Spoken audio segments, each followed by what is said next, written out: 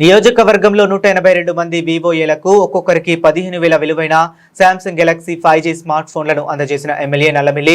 ఈ కార్యక్రమంలో ఎమ్మెల్యే నల్లమిల్లి మాట్లాడుతూ కొమరపాలెం డ్వాక్రా మహిళలకు సాంకేతికతను అందుబాటులోకి తీసుకురావాలి, వివోఏలుగా పనిచేస్తున్న మహిళలను సాంకేతిక పరంగా అప్డేట్ చేయాలి అనే ఉద్దేశంతో ముఖ్యమంత్రి స్మార్ట్ ఫోన్లు పంపిణీ కార్యక్రమం తీసుకోవడం జరిగింది. డ్వాక్రా అనేది చంద్రబాబు నాయుడు మానస పుత్రిక. ఇక మహిళలకు ఆర్థిక స్వావలంబన, స్వాతంత్ర్యం ఉండాలి. మహిళలు కూడా పురుషులతో పాటు పనిచేసి సంపాదించిన నాడు ఆ కుటుంబం ఆర్థికంగా ముందుకు వెళుతుంది అనేది ఉద్దేశంతో ఆనాడు మొట్టమొదటిసారిగా చంద్రబాబు నాయుడు ముఖ్యమంత్రి అయినప్పుడు డ్వాక్రా వ్యవస్థని తీసుకురావడం, ఆ తర్వాత అనేక రాష్ట్రాల్లో ఈ కార్యక్రమం మొదలు పెట్టడం జరిగింది. ఈరోజు కేంద్ర ప్రభుత్వం కూడా ఈ కార్యక్రమాన్ని తీసుకుని ప్రతి మహిళను లక్షాధికారి చేయాలని అనేక కార్యక్రమాలు అమలు చేయడం జరుగుతుంది.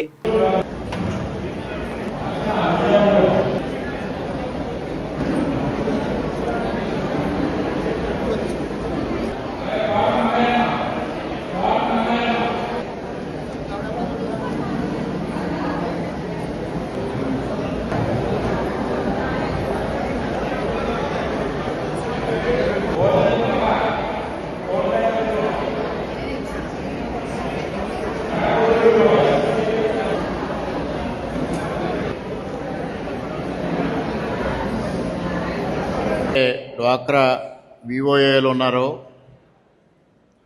వారందరికీ సాంకేతికతని అందుబాటులోకి తేవాలనే ఉద్దేశంతో ప్రభుత్వం మొబైల్ ఫోన్స్ని వారికి అందివ్వడం జరుగుతూ ఉంది.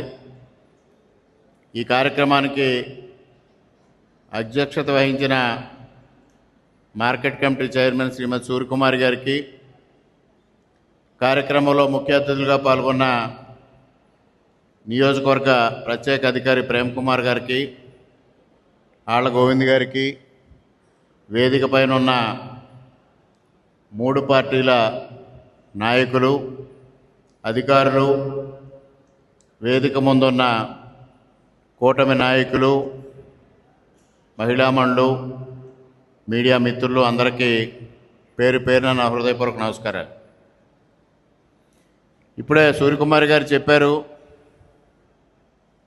డ్వాక్రా మహిళలకు కూడా సాంకేతికతని అందుబాటులోకి తీసుకురావాలి, వివోఏలుగా ఎవరైతే బాధ్యతలు నిర్వర్తిస్తూ ఉన్నారో వారికి సాంకేతిక పరంగా అప్గ్రేడ్ చేయాలనే ఉద్దేశంతో ఈ కార్యక్రమాన్ని గౌరవ ముఖ్యమంత్రి గారు ఈ కార్యక్రమాన్ని తీసుకోవడం జరిగింది. ముఖ్యంగా ఇవాళ డ్వాక్రా అనేది చంద్రబాబు నాయుడు గారి యొక్క మానస పుత్రిక. మహిళలకి ఆర్థిక స్వావలంబన ఉండాలి, ఆర్థిక స్వాతంత్రం ఉండాలి. మహిళలు కూడా పురుషులతో పాటు పనిచేసి ఆదాయం సమకూర్చినప్పుడు ఆ కుటుంబం ఆర్థికంగా ముందుకు వెళుతుంది.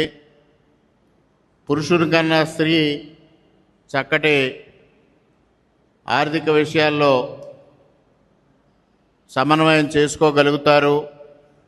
అందువల్ల పురుషుల కన్నా మహిళలకి ఒక విధంగా ఆర్థికంగా స్వావలంబన చేకూర్చాలనేది ఆనాడు మొట్టమొదటగా చంద్రబాబు నాయుడు గారు ముఖ్యమంత్రి అయినప్పుడు ఈ కార్యక్రమాన్ని తీసుకోవడం, ఆ తదుపరి అనేక రాష్ట్రాల్లో ఈ కార్యక్రమాన్ని అమలు చేయడం కూడా జరిగింది.